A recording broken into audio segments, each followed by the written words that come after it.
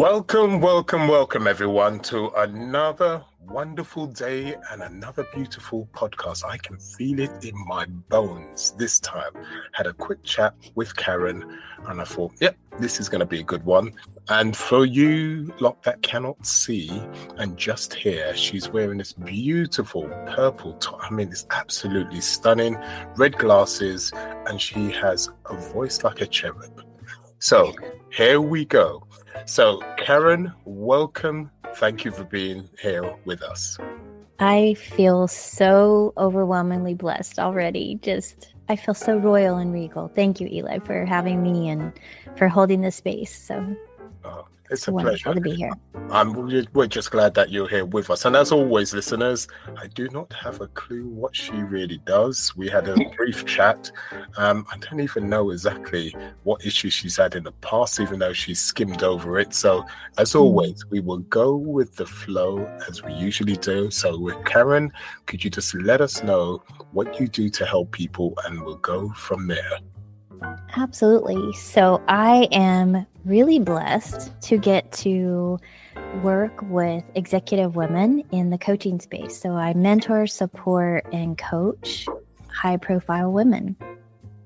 Okay, that sounds interesting. There's more to doing the coaching thing. What's your edge? So much more. Exactly. There's so much more. Tell us more. Yeah. So my edge is really this underlying lack of self-worth, self-confidence, abandonment issues, imposter syndrome, all of the ugly isms that we take on in life and how they hold us back. And, we think women or anyone that's achieved a certain level of success is excluded from those things when it's actually the opposite.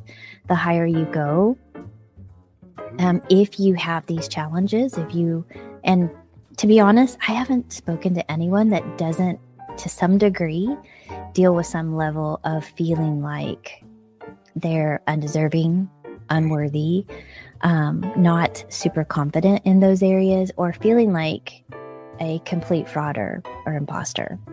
And it just blows my mind how humans can achieve so much and do so much and still feel such a sense of lack.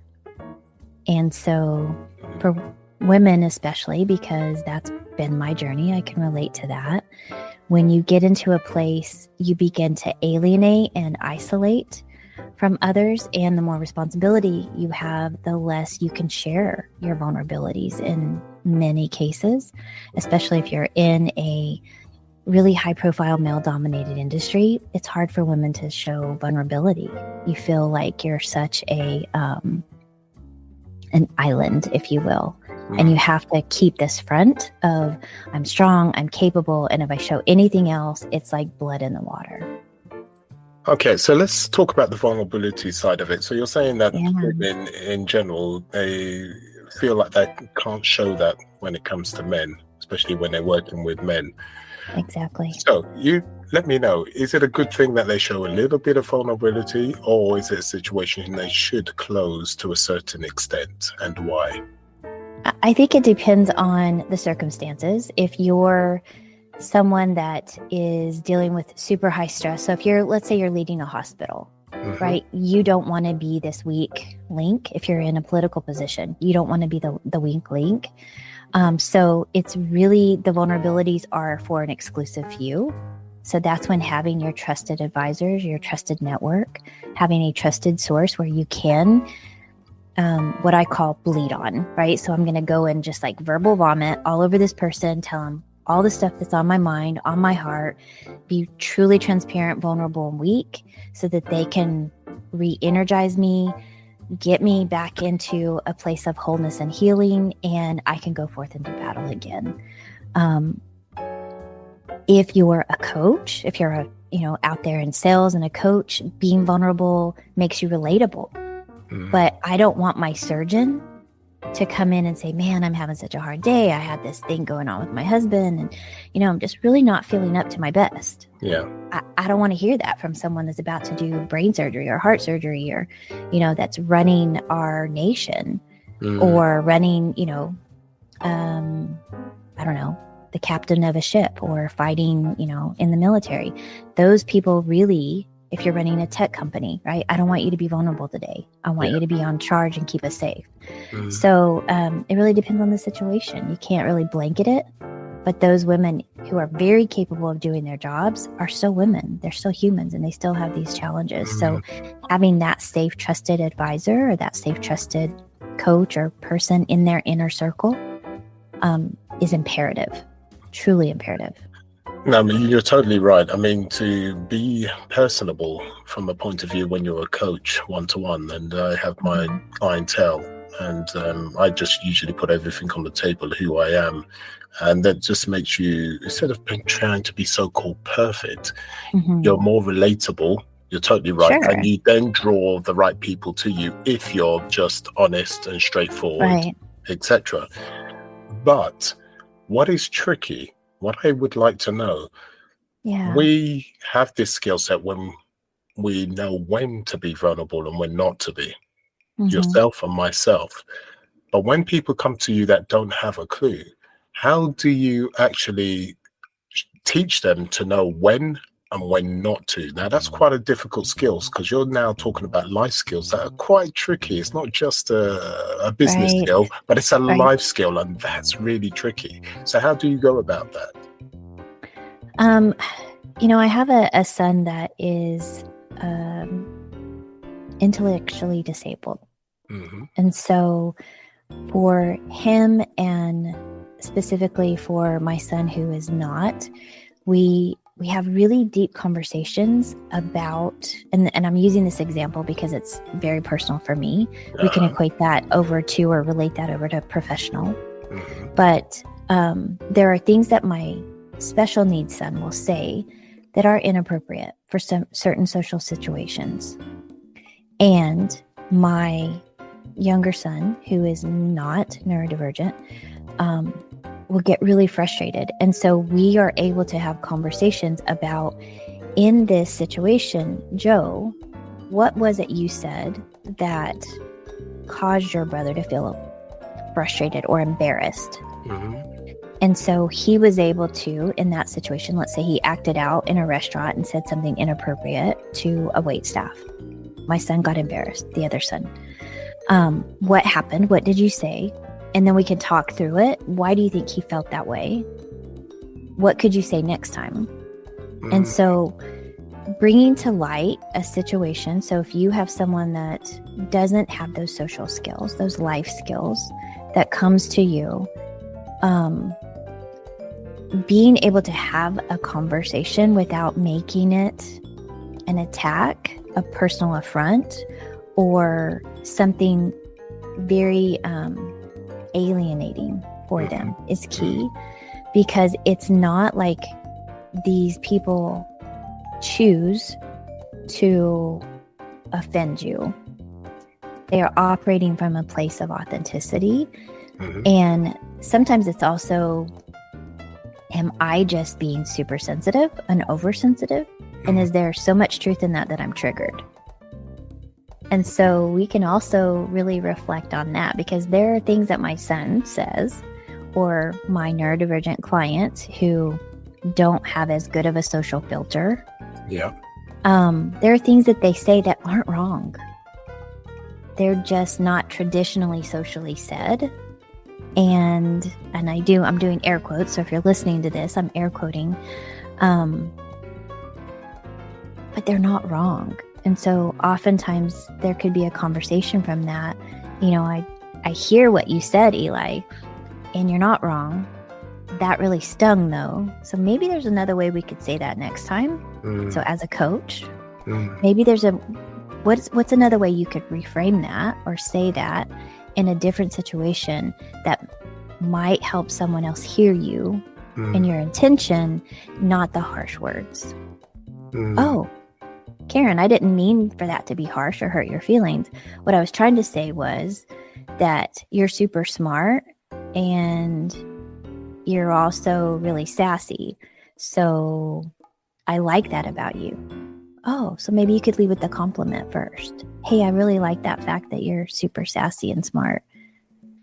Rather than saying, hey, you're a smart ass.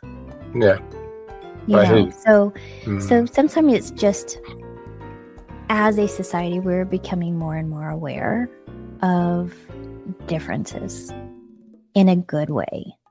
But it's not always welcome when it's personally addressed to us.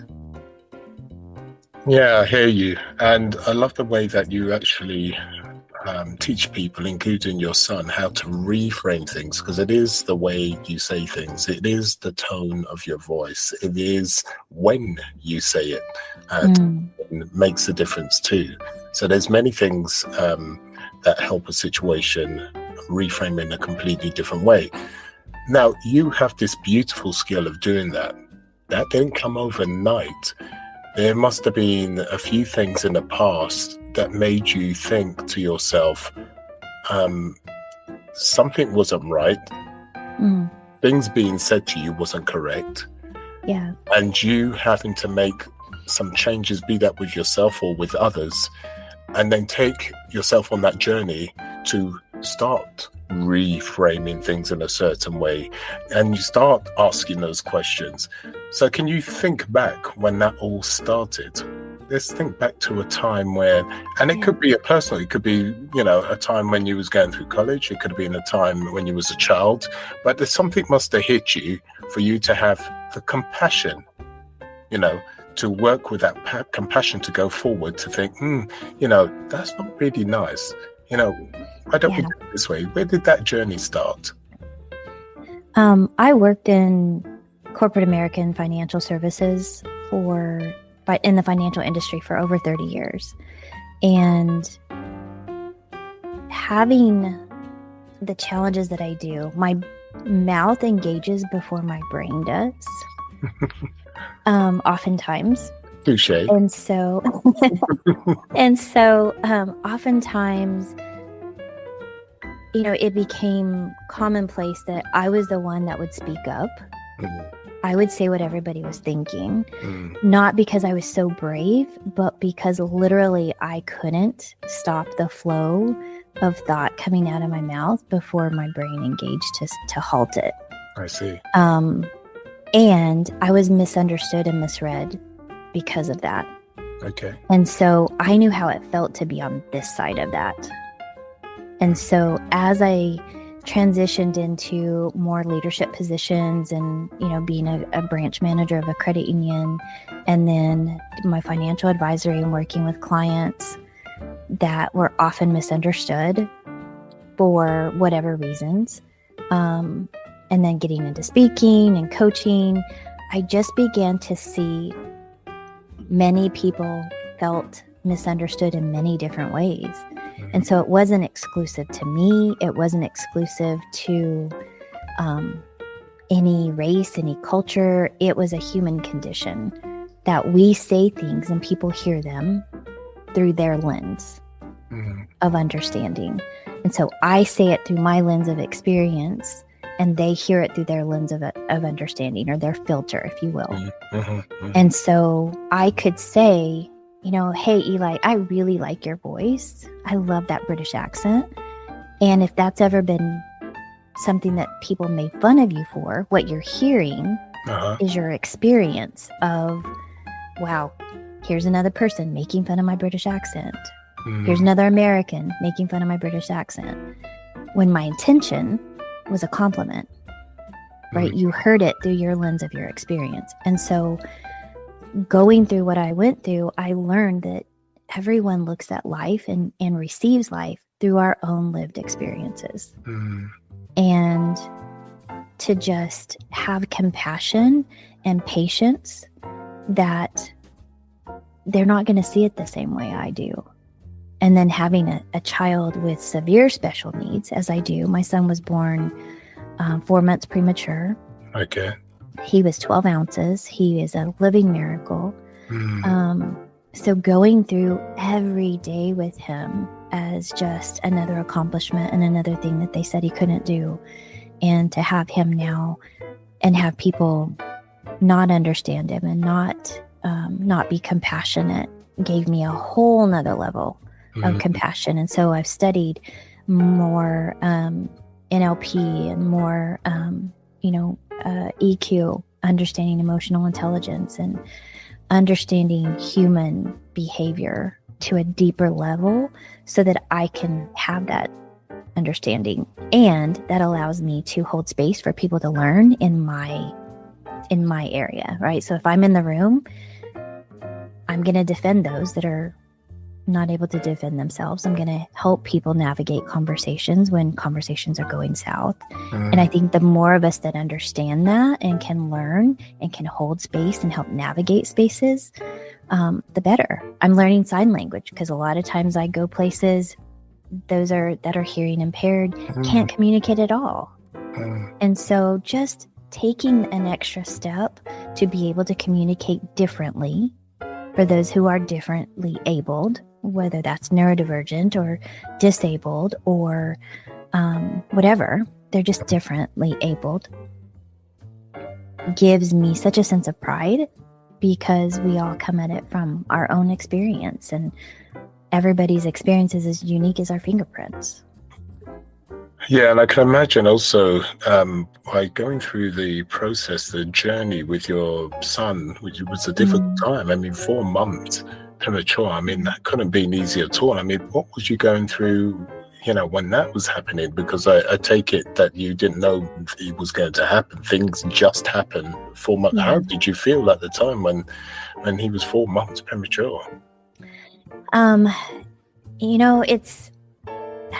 It's crazy to say it, but that was the most peaceful time of my life. And that may sound crazy, but because I come from a journey that had a lot of trauma in it, I tend to be a control freak out of fear, right? So when we try to control things, it's to navigate and mitigate fear. If I can control the circumstance, then I can control the outcomes and I can make sure that I'm safe. When your body is shutting down, breaking down, and destroying the child within you, because my placenta dissolved, he wasn't getting amniotic fluid, and so he wasn't growing, he was at risk. And then they had to do an emergency cesarean at 26 weeks. I could do nothing about that. Nothing. And so I was completely at the mercy of the doctors, the hospital, and God. And when everything is taken away from you, all control is taken away from you, and all you can do is be, that is such a peaceful place. Well, let me reframe. You have 2 choices. Okay. Completely rebel and go insane, or acquiesce and just be. And I chose to be. I just was present. I would show up every day.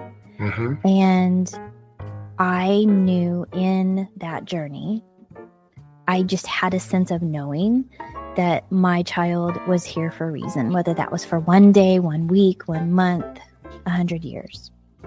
That wasn't my decision. God had full say over that. I hear you. I could do nothing about it but align with him and be. And so I would show up to the NICU every day at 7 a.m. when they did shift change and would let me in. And they would give me what had happened from the time I'd left at 10 o'clock the night before. And they would say, well, he code blued here. He has 2 fractures here. This isn't working. This isn't working. You need to prepare for a funeral. Oh, my. And I would, okay, I hear you. And until God says so, we're going to continue to fight for this child. And I'm here. What do I need to do? And they would just be like, oh my God, these Christians. And then he would be better the next day. And then he would overcome whatever they said he couldn't. And I was never arrogant about it. I was just like, wow, look at that. Okay, look at that. God did it again. Okay. And I kept a journal every day. I would sit there as I'm in the NICU writing down, he took these medicines. God did this. Okay, God, I don't understand what's going on here. I was just such a sense of peace. And I just limited the outside. So I wasn't on social media. I talked to 2 people. There were 2 people from my community and church. They helped me navigate my kids back and forth to school or wherever they had to go. And I gave them updates. They gave the community and the church updates. And being out of social media and out of all of the fray, nobody was like telling me, oh, I'm so sorry for this going on. It was me and God in a constant conversation and the doctors. That was it. It was so peaceful. So I go back to that oftentimes is like, if my life is chaos, where am I allowing the chaos to come in? And how do I eliminate that again to get back to that peace? Because that could have been the most traumatic. Like your expectation would be like, that would be really traumatic. And it wasn't. It was such a time of peace.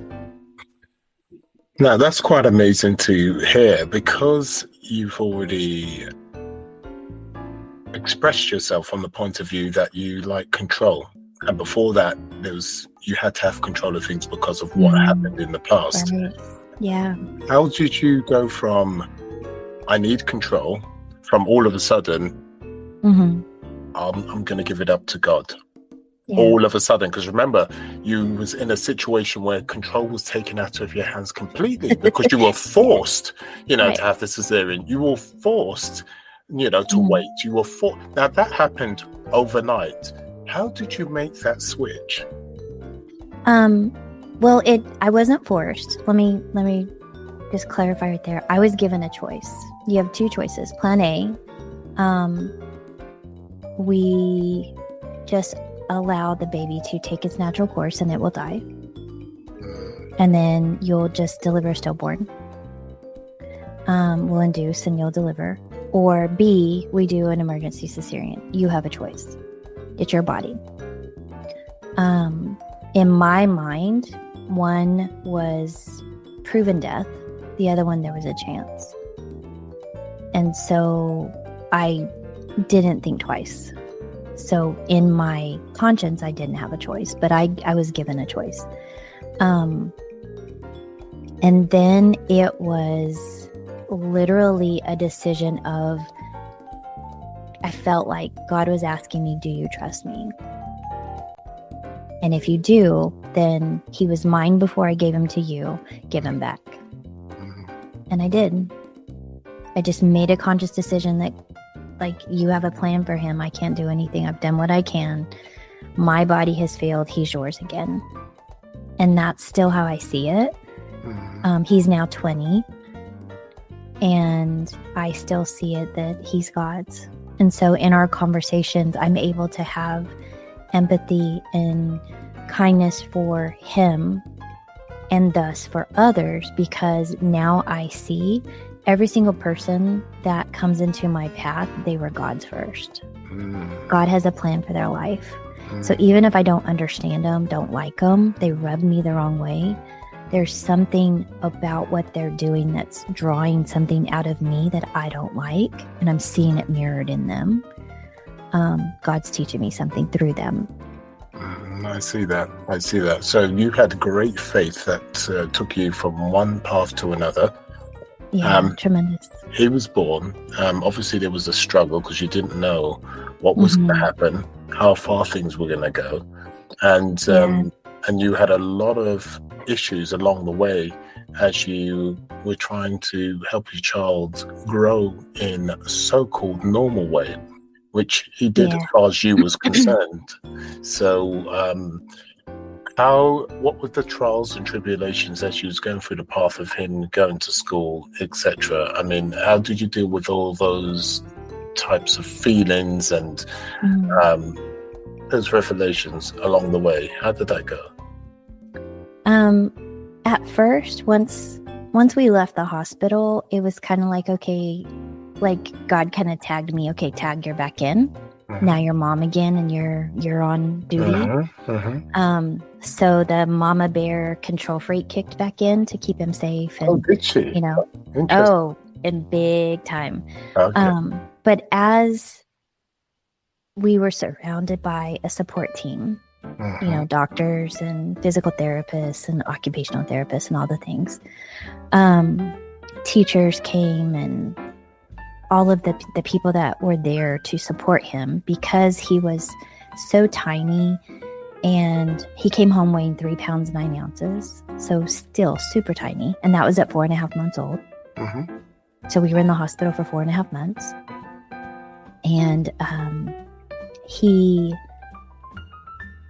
they didn't know what he was going to do, so there was no precedent.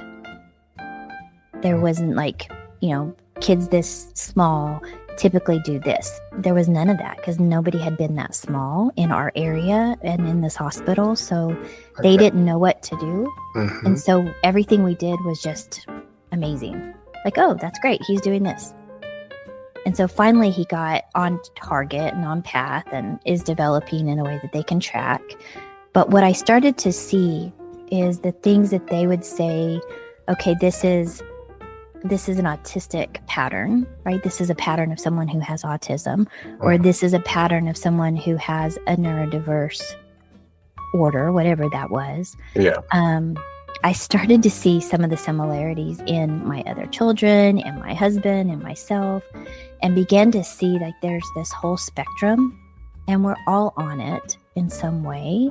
Mm-hmm. And so that also gave me some compassion and understanding for humans, because we say this person's normal.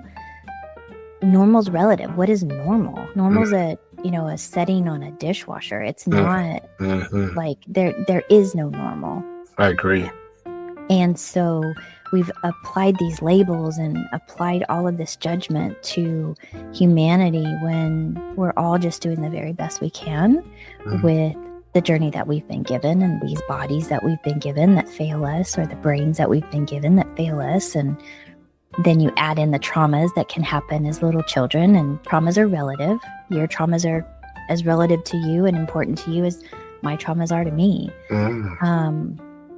And so I just reached a point where it's like, okay, this is literally like just we're all living in this Matrix video game and trying to figure this out. We all have these different codes and things that are sensory impacts, and we just got to do the best we can with the little human that we've been given. And I just stopped judging it at some point and just let it be, because being was such a peaceful place. So took a lot of navigating through, and I still want to mama bear when something comes up in adversity, but I totally understand. I'm much more calm now. Yeah, no, it's like I said, you had to use the ups and downs. I'm sure you did.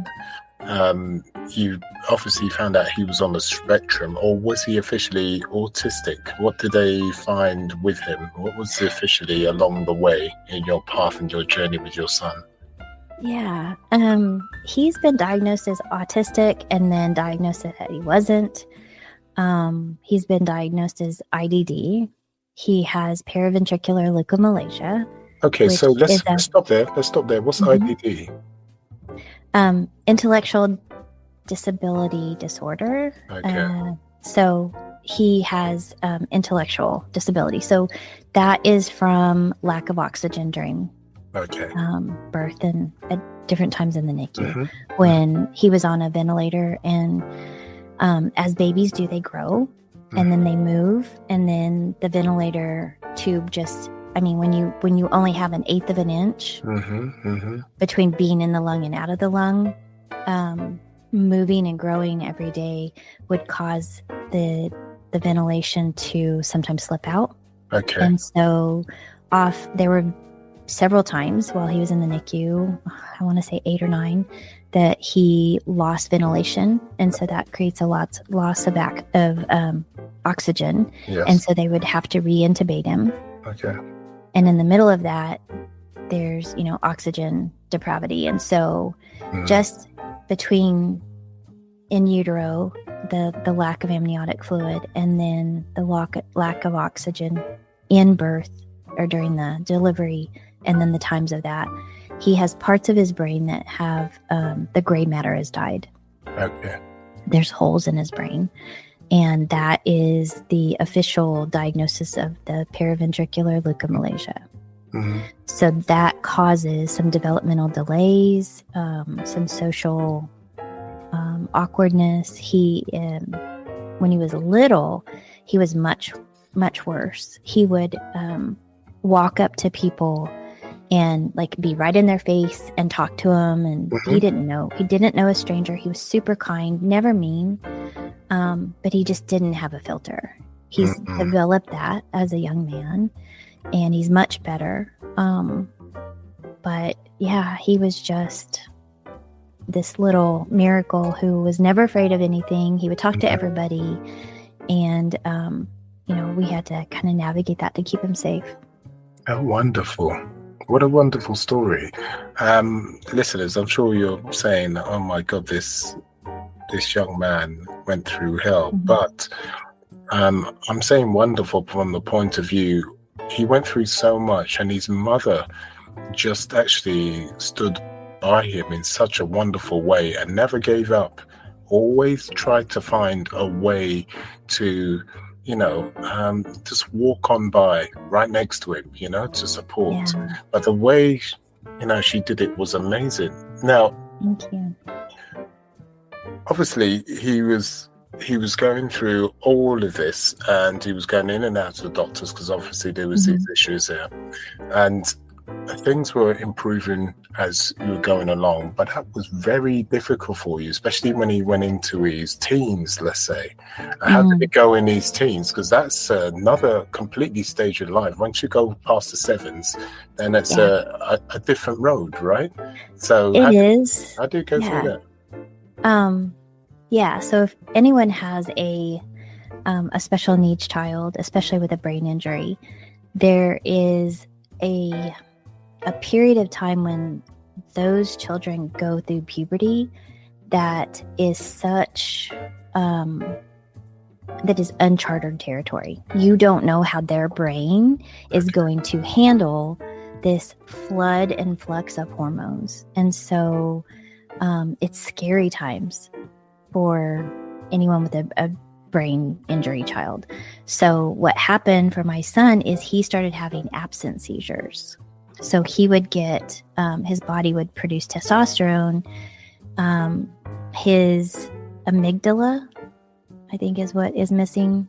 It's either the amygdala or the hypothalamus. Anyway, he has part of his brain that's missing. And I am sorry, I don't remember the term now. But it couldn't manage and mitigate the flow of testosterone.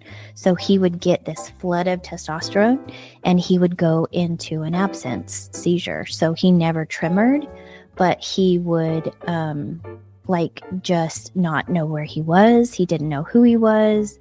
He literally went into this amnesia. My God. And so the first time we realized it happened was at school when the school was over. He had a substitute that day. Usually they would walk the kids from his class to the bus. He would get on the bus and then get on the bus with his brother, ride the bus home, get off, and then our babysitter would be there. And they were 12 and 13. And so Joe was 13 at the time. They would get off the bus at the house. She would get them all set up, and then she lived right next door. So she would make sure they were doing their homework, and then she would just go over and check on them. We lived out in the country. And Joe didn't get on the bus. And so when Caden got home, he and the babysitter called me, and they asked me, was Joe with me? And he was not. And so Joe, because they had a substitute that day, she didn't walk him to the bus. He walked around the classroom and around the school and went to a place that he was familiar with, which was a playground. He got on the slide and just sat on the slide and was just sitting there when the school found him. My God. Yeah. Luckily we live in at the time we lived in a really tiny West Texas town. Okay. And he was very safe. Nothing could have happened to him, but it was very scary for a mom to not know where your special needs child is. Totally. And so anyway, so things like that started happening. He would be walking, everything would be great. And then all of a sudden he would just space out, stop talking, start staring off into the distance. And that happened for about 6 months, off and on. So we realized during that time we had to, really navigate him differently. And so he also went from being this really bubbly, outgoing, super friendly kid to being really introverted. So testosterone and going through the hormones and all of that changed his personality. And so we kind of lost that part of him as he matured. He's much more serious now, more cerebral. But he also started developing, as young men do, these physical things would happen to his body, and he didn't know what to do with it. So that was a whole nother realm of things that as a mom, you just like, oh my gosh, I don't even know how to navigate this. And so we really leaned on our special needs community to help us navigate through all of that, to have the conversations, to provide him with the resources so that he could, because they have like little books and magazines to help kids with pictures like, this is what's happening to your body. If you have questions, this is what's appropriate to ask. This is how you learn. This is what's not okay. It's not okay to touch other people. It's not okay for people to touch you. Like just navigating through all of that, things that you don't really think about. But with someone who's neurodivergent, they don't manage and process things like, what traditionally we might expect with someone. So it just taught me so much about being really patient for other people's processing and listening. And I got to see the best of humanity when people were so kind to my son and so kind to us as we're navigating through all of this. And I felt very, very blessed to be in a really small community where people knew my son. And, they recognized he was the kid that would walk down the hall and he would spin and then, how you doing? What's up? Like he just had this little fun outlook. And then all of a sudden he was just not that anymore. And so he was much more somber and serious. And so we kind of lost that spark, but they were all there for us. So that was really, really heartwarming. And then shortly thereafter, we moved back to the Dallas area. And so I'm grateful that we had that little community to go through all of that at the time. That would have been scary in the big. Yeah, that was definitely a scary time for you because not only was he going through the normal changes as a teenager, but you're dealing with I don't like to say disabled, but you're dealing with a son that's different. So you've had the second layer to go on top of that. Plus, it was scary for you because you didn't know what was coming next. Right. Because you didn't know what was happening as it was already. And luckily the community was there for you, which was great. And I can see why you've got the empathy and you've got the skill set to see people in a different light, how to reframe things, because you had to do that with your son. You had to reframe all the time. Your son was forever going through changes. So you had to adapt with those changes to support him in a positive way. And that wasn't easy. So you did it from a very difficult point of view. And you did well, Mum and Dad. Thanks. I must say, Mum and Dad, you did very well, because that's not easy at all. I think when you don't give yourself a plan B or another option, it doesn't feel difficult. It just feels like this is what we're doing. Yeah. And I think we just back to that, whatever you look for, you'll find.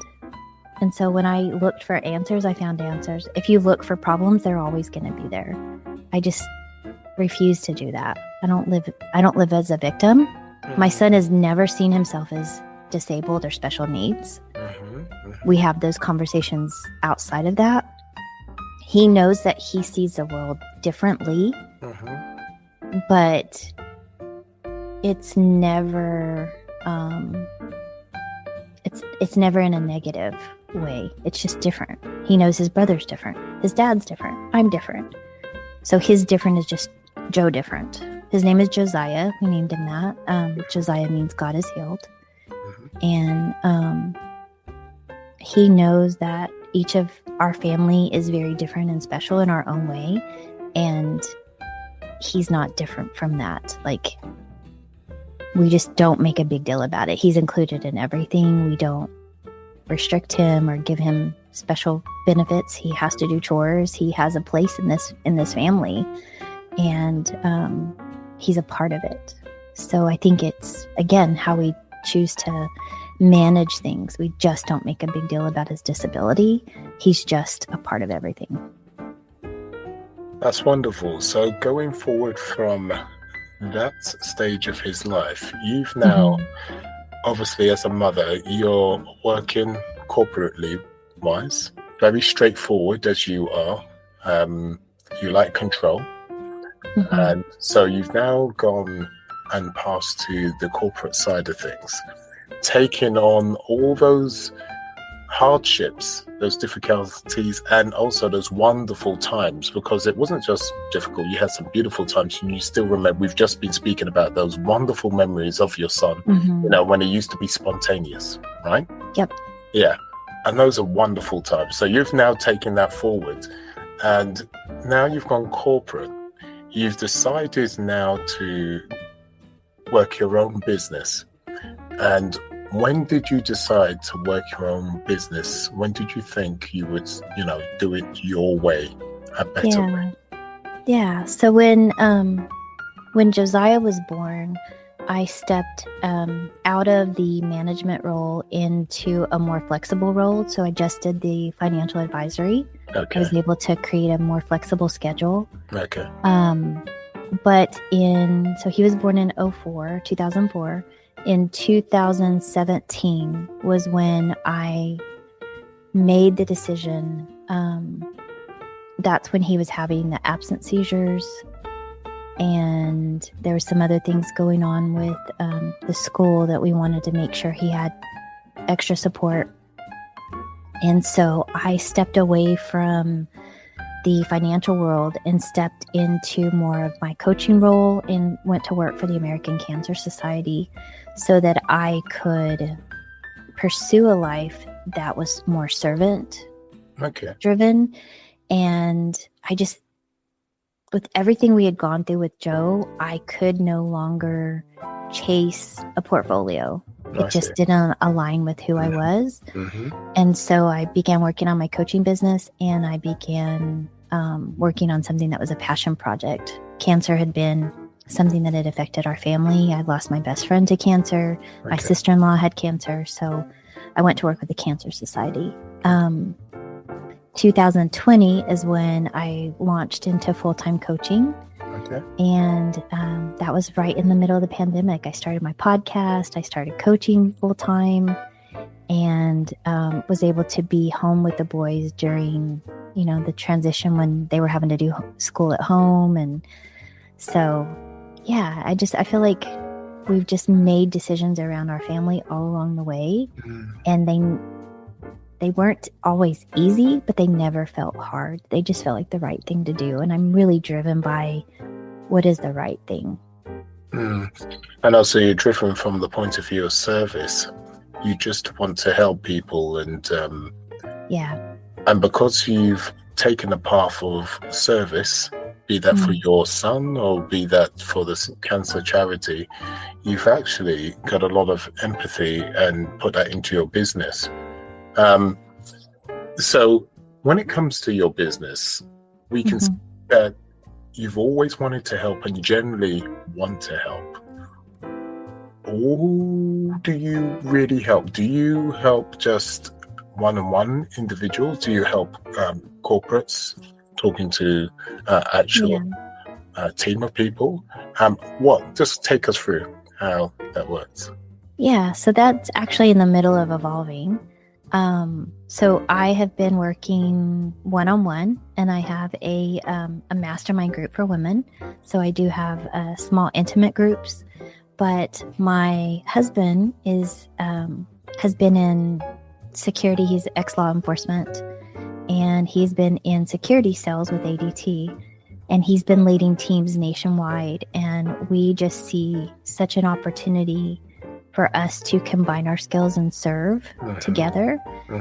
We work really, really well together. And so we are in the process of bringing him into our coaching business full time so that we can get into more corporate spaces, so that I can do the EQ and the emotional intelligence compart of the coaching, and then he can do more of the sales and the training side. So I feel like we're a great yin and yang, feminine and masculine version of that support. So yeah, we're in the process of transitioning. So right now it's primarily working one-on-one and then in small groups, but we are getting into more of the training and workshops, and really bringing our experiences of that social awareness and EQ and just adapting into the corporate spaces in a new way.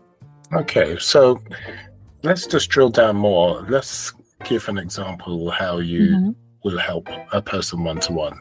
Just give me 3 examples of different situations, how you help the ladies.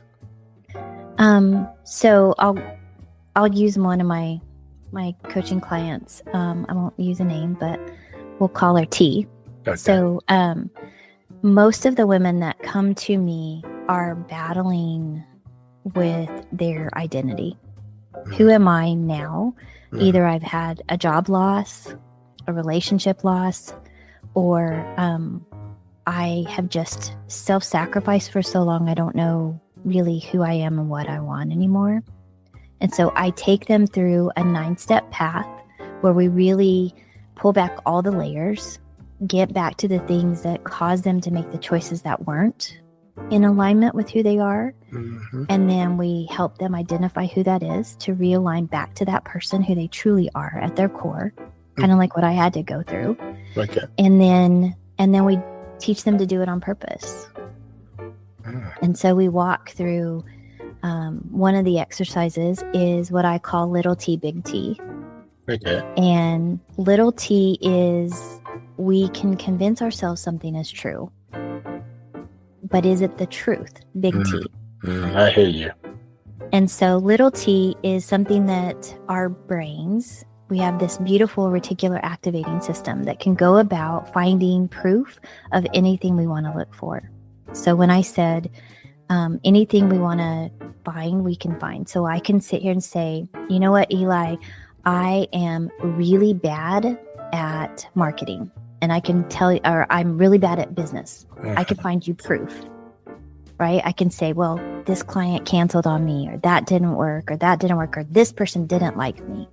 I can go find it. My brain can go about finding all of that proof. So in my mind, that's true. But is it the truth? The truth is, am I intending to do good in the world? Yes, that's the truth. Am I set out to help other people? Yes, that's the truth. Am I capable? Can I hold space and present myself professionally? Can I receive a payment? Can I provide a service? Yes. So the truth is, I'm completely capable. Whether I believe I am or not may be a different story. So little T versus big T. Where do you want to live? Do you want to live in the land of truth, or live in the land of proof? And then you get a choice.